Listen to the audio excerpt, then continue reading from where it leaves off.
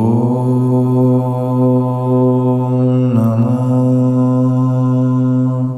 देवाय।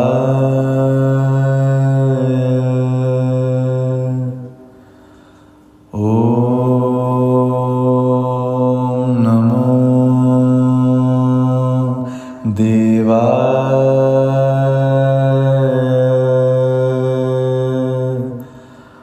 ॐ नमो देवाय।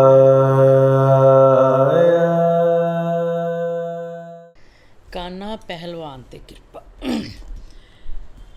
ਕੁਛ ਹੀ ਦਿਨਾਂ 'ਚ ਪਾਪਲਾ ਨਗਰ ਹੈ ਉੱਥੇ ਸਾਰੇ ਪਹਿਲਵਾਨਾਂ ਨੇ ਇਕੱਠਾ ਹੋਣਾ ਸੀ। ਸਾਰੇ ਪੰਜਾਬ ਦੇ ਪਹਿਲਵਾਨ ਉੱਥੇ ਪਹੁੰਚ ਗਏ।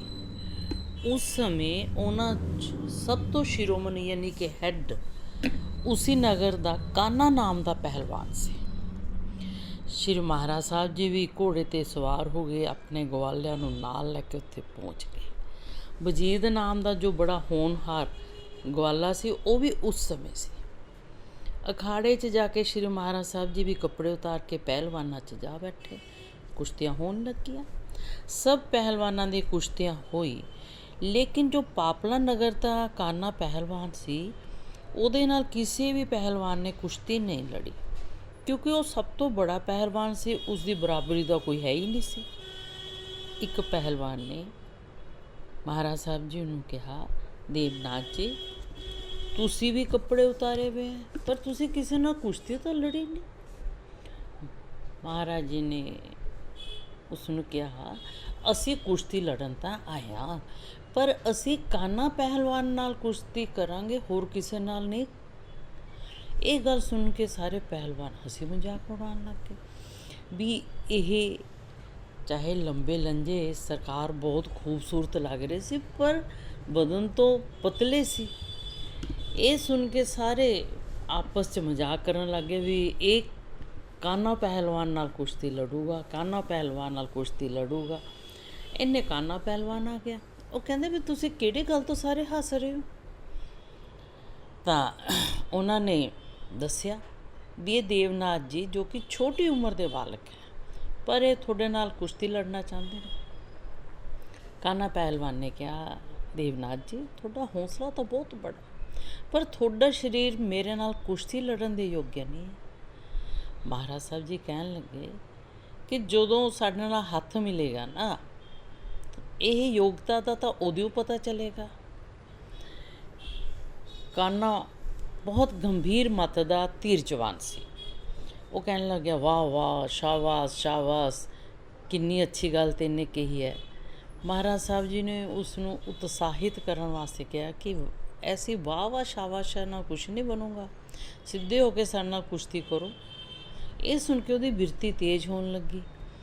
ਉਹ ਕਹਿਣ ਲੱਗਿਆ ਕਿ ਬਾਰ-ਬਾਰ ਕਹਿਣ 'ਤੇ ਵੀ ਨਹੀਂ ਰੁਕਦੇ, ਆਓ ਇੱਧਰ, ਮੈਂ ਐਸੀ ਕੁਸ਼ਤੀ ਲੜੂੰਗਾ, ਅੱਗੇ ਜਾ ਕੇ ਕਿਸੇ ਦੇ ਨਾਲ ਕੁਸ਼ਤੀ ਲੜਨ ਦੇ ਯੋਗ ਨਹੀਂ ਰਹੂੰਗੇ।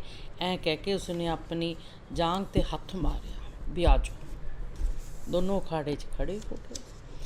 ਸਾਰੇ ਲੋਕ ਦੇਖ ਰਹੇ ਨੇ, ਕਿਉਂਕਿ ਸਰਕਾਰ ਦੀ ਉਮਰ 15 ਸਾਲ ਦੀ ਹੋਈ ਹੈ ਔਰ ਕਾਨਾ ਹੰਡਿਆ ਹੋਇਆ ਬੰਦਾ ਹੈ। ਉਸਨੇ ਮਹਾਰਾਜ ਸਾਹਿਬ ਜੀ ਨਾਲ ਜਿਵੇਂ ਹੱਥ ਮਿਲਾਇਆ, ਉਸ ਦੀ ਗਰਦਨ 'ਤੇ ਇੱਕ ਮੁੱਕਾ ਲਗਾਇਆ ਸਰਕਾਰ ਨੇ, ਜਿਸ ਦੇ ਲੱਗਦੇ ਹੀ ਉਹ ਮਹਾਰਾਜ ਸਾਹਿਬ ਜੀ ਦੇ ਚਰਨਾਂ 'ਚ ਗਿਰ ਗਿਆ। ਉਸ ਦੀ ਅਭਿਮਾਨ ਅਵਸਥਾ ਤਾਂ ਇੱਕ ਹੀ ਮੁੱਕੇ 'ਚ ਖਤਮ ਹੋ ਗਈ, ਨੀਚੇ ਗਿਰ ਗਿਆ ਸੀ। ਮਹਾਰਾਜ ਜੀ ਖੜ੍ਹੇ ਰਹੇ। ਉਹਨੂੰ ਗਿਰਦੇ ਦੇਖ ਕੇ ਬਹੁਤ ਭਾਰੀ ਇਕੱਠ 'ਚ ਜੈ ਜੈਕਾਰ ਸ਼ਬਦ ਗੂੰਜਣ ਲੱਗਿਆ। ਸਾਰੇ ਕਹਿਣ ਲੱਗੇ, ਸ਼੍ਰੀ ਦੇਵਨਾਥ ਜੀ ਤੁਸੀਂ ਤਾਂ ਦੇਵਾਂ ਦੇ ਨਾਥ ਹੋ, ਦੇਵਨਾਥ ਜਿੰਦਾਬਾਦ, ਦੇਵਨਾਥ ਜਿੰਦਾਬਾਦ। ਜਿਉਂ-ਜਿਉਂ ਆਵਾਜ਼ ਆਉਣ ਲੱਗ ਗਈ, ਪਹਿਲਵਾਨਾਂ ਨੂੰ ਬੜੀ ਹੈਰਾਨੀ ਹੋਈ ਵੀ ਇਹ ਕੀ ਹੋ ਗਿਆ। ਕੋਈ ਕਹਿਣ ਲੱਗਿਆ ਵੀ ਐਂ ਲੱਗਦਾ ਇਹਦੇ 'ਚ ਤਾਂ ਹਨੂੰਮਾਨ ਜੀ ਵਾਸ ਕਰਦੇ ਨੇ, ਹੈ ਤਾਂ ਇਹ ਪਤਲਾ, ਲੇਕਿਨ ਇਹਨੇ ਜੋ ਪਹਿਲਵਾਨ ਬੜੇ ਬੜੇ ਨਹੀਂ ਜਾਣਦੇ, ਉਹ ਉਹਦੇ ਗਰਦਨ 'ਤੇ ਜਿਹੜਾ ਮੁੱਕਾ ਮਾਰਿਆ ਉਹਦੇ ਨਾਲ ਗਿਰ ਗਿਆ। ਇੱਕ ਬੰਦਾ ਕਹਿੰਦਾ ਨਹੀਂ ਨਹੀਂ, ਇਹ ਤਾਂ ਕ੍ਰਿਸ਼ਨ ਮੁਰਾਰੀ ਹੈ, ਜਿਨ੍ਹਾਂ ਨੇ ਕੰਸ ਦੇ ਅਖਾੜੇ 'ਚ ਪਹਿਲਵਾਨਾਂ ਨੂੰ ਪਛਾੜਿਆ। ਬੜੇ ਕਮਾਲ ਦੀ ਗੱਲ ਹੈ। ਇੰਨੇ ਬੜੇ ਪਹਿਲਵਾਨ ਨੂੰ ਗਿਰਾਤਾ। ਇੰਨੇ ਕਾਨਾ ਗੱਲਾਂ ਸੁਣ ਰਿਹਾ ਸੀ, ਉੱਠ ਖੜਿਆ ਹੋਇਆ ਮਹਾਰਾਜ ਸਾਹਿਬ ਜੀ ਨਾਲ ਮਲਯੁੱਧ ਹੋਣ ਲੱਗਿਆ। ਉਹ ਦੰਦ ਪੀਸ ਕੇ ਮਹਾਰਾਜ ਸਾਹਿਬ ਜੀ ਨੂੰ ਜੱਫੀ 'ਚ ਲੈਣ ਦੀ ਕੋਸ਼ਿਸ਼ ਕਰਦਾ, ਪਰ ਮਹਾਰਾਜ ਸਾਹਿਬ ਜੀ ਉਹਨੂੰ ਕਿਸੇ ਨਾ ਕਿਸੇ ਤਰ੍ਹਾਂ ਨੀਚੇ ਪ੍ਰਿਥਵੀ 'ਤੇ ਪਟਕ ਦਿੰਦੇ। 1.5 ਘੰਟਾ ਇਸ ਤਰ੍ਹਾਂ ਮਲਯੁੱਧ ਹੋਣ 'ਤੇ ਕਾਨਾ ਪਹਿਲਵਾਨ ਦੇ ਸਾਰੇ ਅੰਗ ਰੁਕ ਗਏ। ਦੋਨੋਂ ਬਾਜੂ ਬਿਲਕੁਲ ਕੰਮ ਨਹੀਂ ਕਰ ਰਹੇ ਸੀ। ਜਦ ਉਸਨੇ ਆਪਣੇ ਸਰੀਰ ਦੀ ਐਸੀ ਦਸ਼ਾ ਦੇਖੀ, ਮਹਾਰਾਜ ਸਾਹਿਬ ਜੀ ਦੇ ਅੱਗੇ ਹੱਥ ਜੋੜ ਕੇ ਪ੍ਰਾਰਥਨਾ ਕਰਨ ਲੱਗਿਆ, ਹੇ ਦੇਵਨਾਥ, ਮੈਨੂੰ ਇਸ ਗੱਲ ਦਾ ਵਿਸ਼ਵਾਸ ਹੋ ਗਿਆ ਕਿ ਤੁਸੀਂ ਕੋਈ ਤਾਕਤ ਹੋ ਔਰ ਹੁਣ ਮੇਰੀ ਪਹਿਲਵਾਨੀ ਦਾ ਅੰਤ ਆ ਗਿਆ। ਮੈਂ ਆਪ ਜੀ ਤੋਂ ਹਾਰ ਗਿਆ, ਮੇਰਾ ਅੰਗ ਸ਼ੀਤਲ ਹੋ ਰਿਹਾ। ਅੱਜ ਤੋਂ ਹੀ ਮੈਂ ਪ੍ਰਤੀਗਿਆ ਕਰਦਾ, ਮੈਂ ਕਿਸੇ ਦੇ ਨਾਲ ਕੁਸ਼ਤੀ ਨਹੀਂ ਕਰੂੰਗਾ। ਇਹ ਗੱਲ ਸੁਣ ਕੇ ਮਹਾਰਾਜ ਸਾਹਿਬ ਜੀ ਉਸ ਨੂੰ ਇਕਾਂਤ 'ਚ ਲੈ ਕੇ ਉਹਨੂੰ ਕਿਹਾ, ਜਦ ਤੁਹਾਨੇ ਇਹ ਪ੍ਰਤੀਗਿਆ ਕਰ ਲਈ ਮੈਂ ਕੁਸ਼ਤੀ ਨਹੀਂ ਲੜੂੰਗਾ ਤਾਂ ਫਿਰ ਕੀ ਕਰੋਗੇ?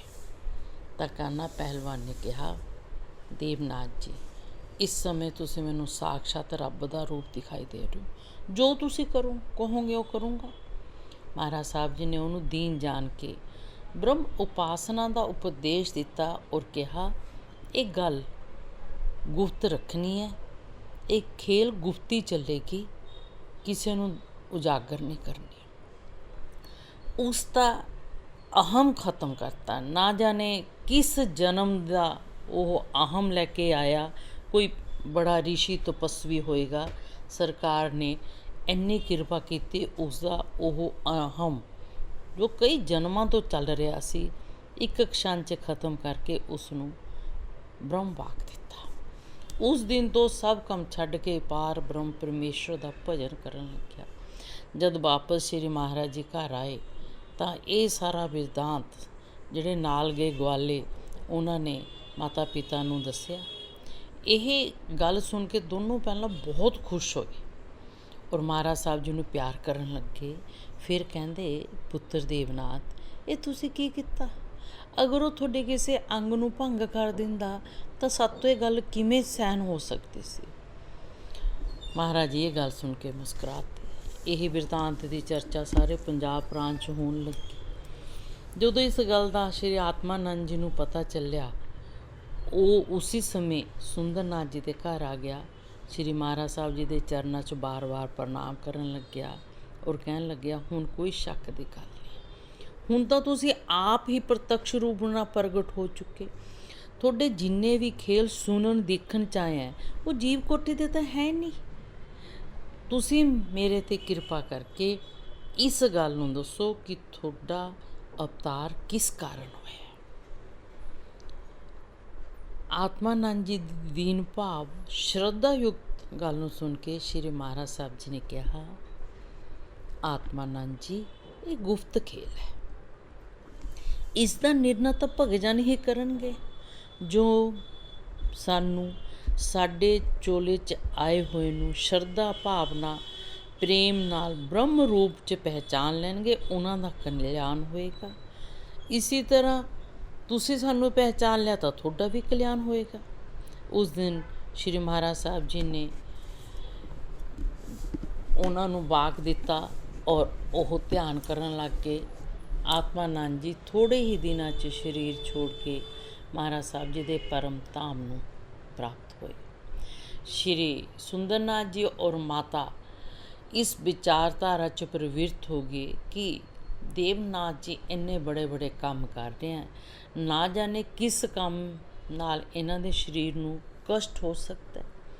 ਕਾਨਾ ਪਹਿਲਵਾਨ ਦੀ ਵਾਰਤਾ ਸੋਚ ਕੇ ਦੋਨੋਂ ਆਪਸ ਵਿੱਚ ਵਿਚਾਰ ਕਰਦੇ ਰਹਿੰਦੇ ਕਿ ਪਹਿਲਵਾਨ ਤਾਂ ਮੱਧਬੁੱਧੀ ਹੁੰਦੇ ਨੇ, ਉਹ ਆਪਣੀ ਹਾਨੀ ਸਮਝ ਕੇ ਦੂਸਰੇ ਨੂੰ ਮਾਰਨ ਦੀ ਚੇਸ਼ਟਾ ਵੀ ਕਰਦੇ ਨੇ। ਕਿਤੇ ਕਾਨਾ ਪਹਿਲਵਾਨ ਵੀ ਸ਼੍ਰੀ ਦੇਵਨਾਥ ਜੀ ਦੇ ਉੱਪਰ ਕਿਸੇ ਤਰ੍ਹਾਂ ਦਾ ਕੋਈ ਪ੍ਰਹਾਰ ਨਾ ਕਰਦੇ, ਕੋਈ ਚੋਟ ਨਾ ਦੇ ਦੇ।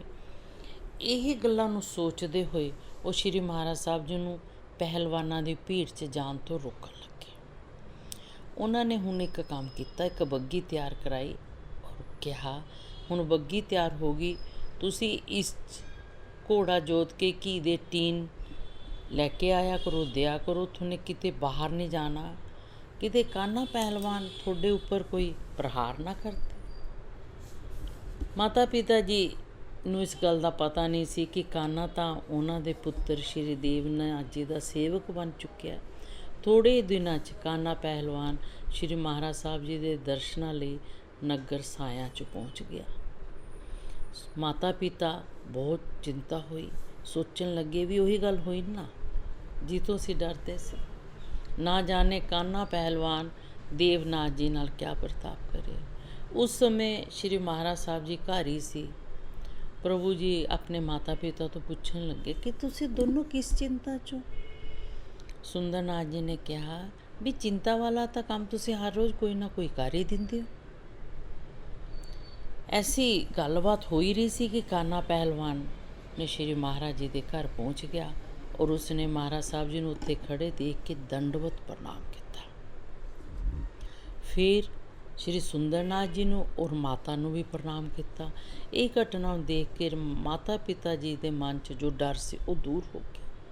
ਸ਼੍ਰੀ ਮਹਾਰਾਜ ਸਾਹਿਬ ਜੀ ਨੂੰ ਟਕਟਕੀ ਨਿਗਾਹ ਨਾਲ ਦੇਖਣ ਲੱਗਿਆ ਤਾਂ ਸ਼੍ਰੀ ਮਹਾਰਾਜ ਸਾਹਿਬ ਜੀ ਕਾਨਾ ਪਹਿਲਵਾਨ ਦੇ ਨਾਲ ਵਾਰਤਾਲਾਪ ਕਰਨ ਲੱਗੇ। ਉਸ ਨੂੰ ਕਹਿਤਾ, ਹੁਣ ਉਰੇ ਨਹੀਂ ਆਉਣਾ, ਜੋ ਕੁਛ ਅਸੀਂ ਤੁਹਾਨੂੰ ਕਿਹਾ ਉਸ ਤਰ੍ਹਾਂ ਕਰਦੇ ਰਹਿਣਾ, ਇਸ ਮੂਰਤੀ ਦਾ ਧਿਆਨ ਕਰਨਾ ਹੈ। ਕਾਨਾ ਪਹਿਲਵਾਨ ਪ੍ਰਣਾਮ ਕਰਕੇ ਵਾਪਸ ਆਪਣੇ ਨਗਰ 'ਚ ਚਲਾ ਗਿਆ। ਕੁਛ ਦਿਨਾਂ ਬਾਅਦ ਉਸ ਦਾ ਦੇਹਾਂਤ ਹੋ ਗਿਆ। ਵह ਮਹਾਰਾਜ ਸਾਹਿਬ ਜੀ ਦੇ परम धाम च चला गया। बोलिए श्री काली कमले वाली सरकार की जय।